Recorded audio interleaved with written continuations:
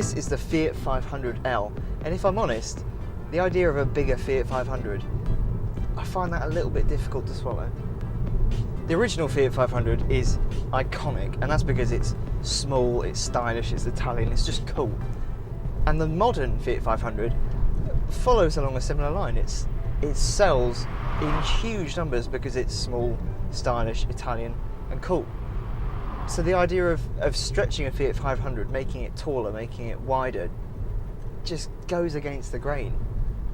Now, Fiat launched the 500L back in 2012, and it sold quite well. People like the idea of a 500 that was slightly bigger. People bought into that as Fiat expected, but it was feeling a little bit tired. It needed a bit of a refresh, hence the facelift. And Fiat says that 40% of all of the parts on this car are new.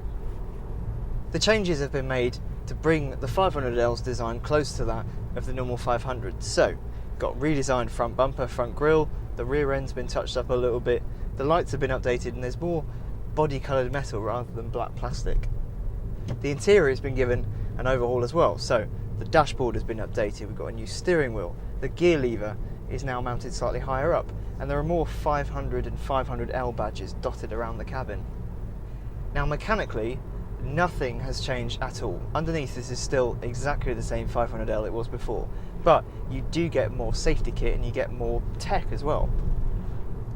Now, you can get the 500L in 3 flavours. You can get the Urban, the Cross, and the Wagon. The Urban is essentially just a normal 500L. The Wagon is the 7-seater, and the Cross has winter tyres, skid plate, different bumper, 25mm higher ride height, and a mode selector down on the centre console as well. And the mode selector just uses electronics to manage the front wheels when you're going over slightly slippy terrain. One quite amusing feature is something called gravity control, which is actually just hill descent control, but Fiat have called it gravity control. Gravity control sounds like you could move planets, not just go down a hill in a controlled fashion. So how does the 500L drive? Engines, you've got a 1.5 litre petrol engine with either 95 or 120 brake horsepower.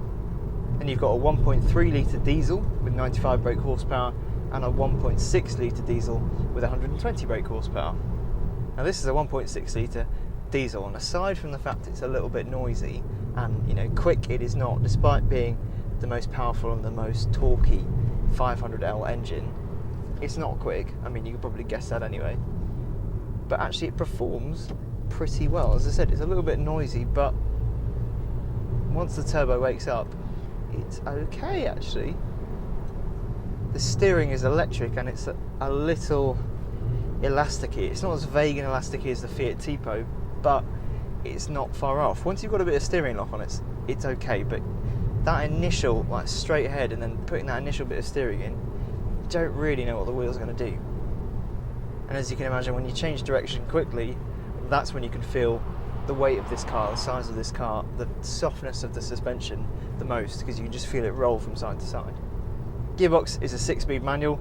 There's nothing particularly special about it, but it's not too bad. It just feels like a normal Fiat 500 gearbox. If you've driven a Fiat 500, this will feel pretty much exactly the same. Is the 500L a car I would want to buy? Personally, no. But is it better than it was before? Yes.